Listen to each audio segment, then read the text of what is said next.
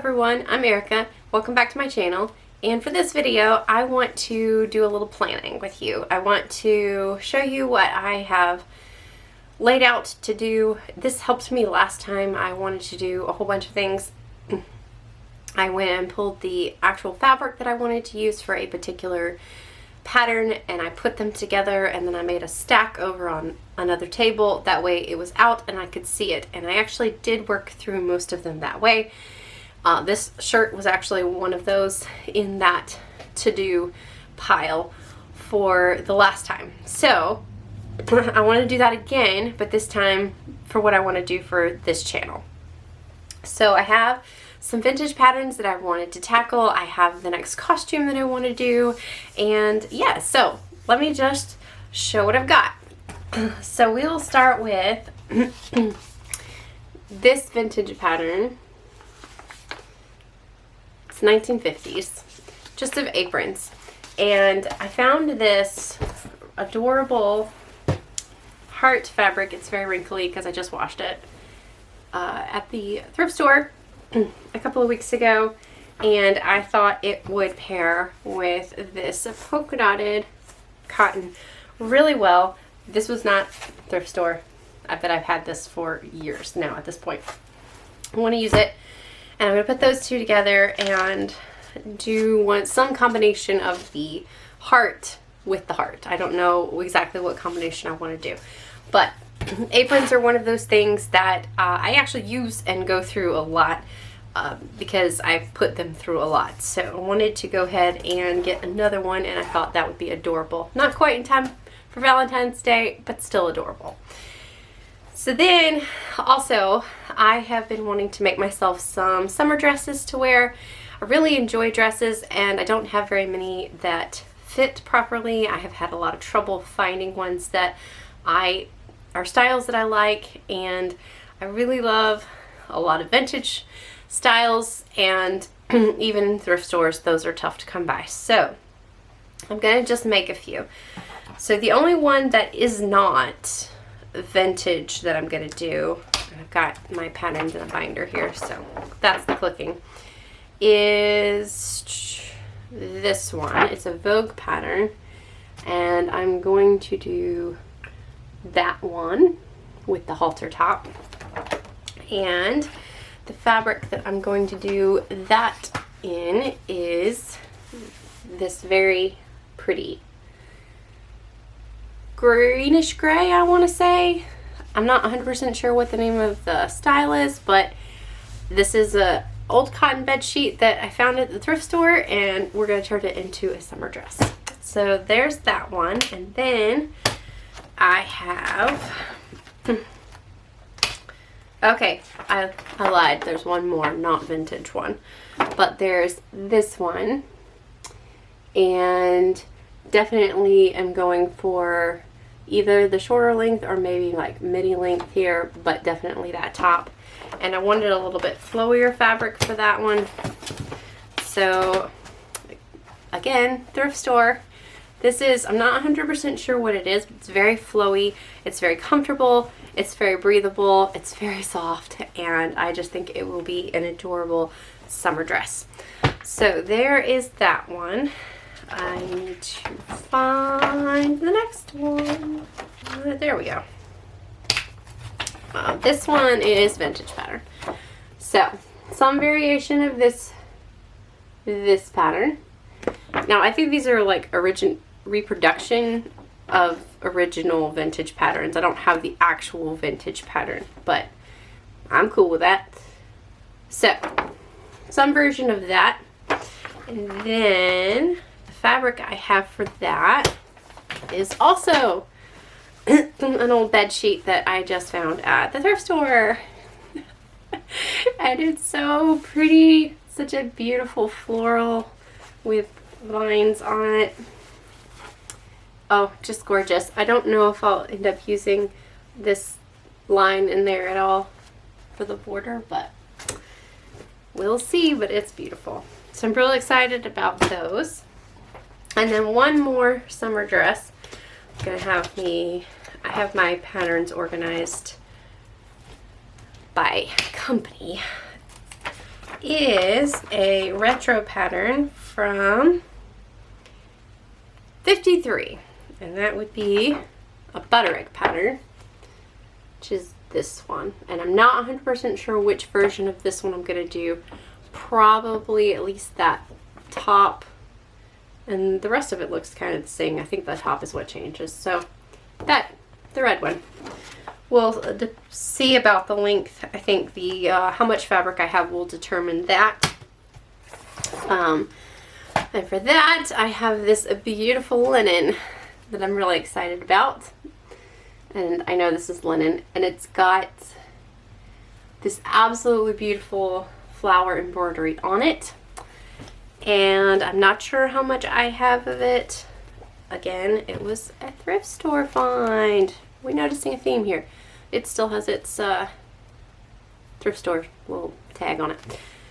So the length will depend on how much I can get out of it. But I'm pretty sure there's enough for a dress in there. So yeah, so the red polka dotted so far of all of this fabric, actually that is the only one out of all of this that isn't thrift store. So pretty happy about that. Working through stuff. And the big costume that I want to do, that I have been staring at this fabric for a very long time, and I want to go ahead and do it. I bought this fabric at the same time I bought the red and gold fabric that I just made a bustle gown out of last year, and I want to do another bustle gown. Now, there is an issue here, but we're going to see if we can overcome it. But this is the fabric. It is this absolutely beautiful pink and cream with just a beautiful pattern in it. I love it. I love it so much. The end of it's very dirty. I'll have to see if I can wash it. It is an upholstery fabric, so hence why we're going costuming route with that. And the patterns that I want to do for that is this skirt here, TV 216, and then I want to pair that with TV 402, which is the carriage blouse. Probably that one. Probably not that one. Yeah.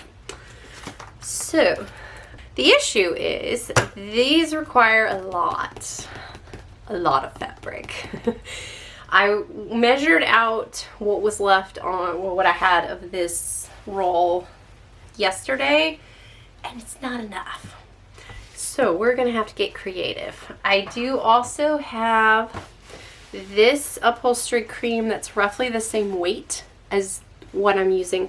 So what I am thinking is I'm definitely gonna I did the skirt first in the other one, but I'm gonna do the blouse first from this one, because I was really bummed when I got to the blouse of the first one that I didn't have enough of the striped fabric to do the whole blouse and the sleeves. Now it ended up working because that gold upholstery fabric went with it really well, and I love how it turned out. But I really do want the whole bodice to be in this. So I'm going to do that first, and then we'll work with the skirt with what we have left. But what I'm thinking is, for sure, this underskirt here, at least for this front part, I will have this cream just in a narrow enough strip at the bottom of that, so that when the apron is in front of it, this is what you see, and it has the appearance that the whole skirt is made of this.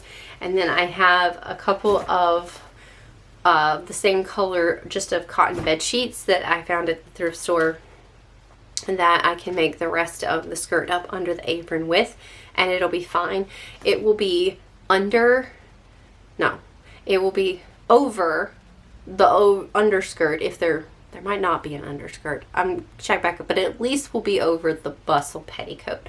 So it won't need, the cotton itself won't need to be as sturdy as this is. So that's what I'm thinking. I think I have enough, to do the aprons and whatever this is.